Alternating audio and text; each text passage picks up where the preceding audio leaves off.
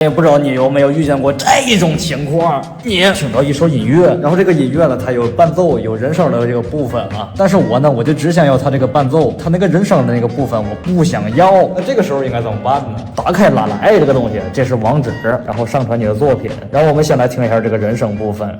举你太美，baby，举你太美，baby，举你实在是太美。再来听一下这个伴奏的部分。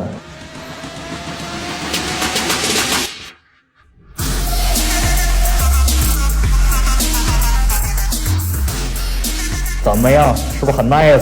那它还有更硬的功能，在产品这里，这有一个语音克隆器，意思就是说，你可以把自己的声音传上去，然后让这个语音克隆器帮你把自己写出来的文案给它读出来。它读出来这个声音呢，是你自己的声音，这是不是很神奇？那你要说这个功能还比较一般的话，那我还可以告诉你个更屌的主唱伴奏分离器。如果你说这一首音乐你不喜欢它这个主唱歌手，那你可以单独把这个主唱的歌手的这个声音给它单独的拎出去，只保留伴唱。怎么样？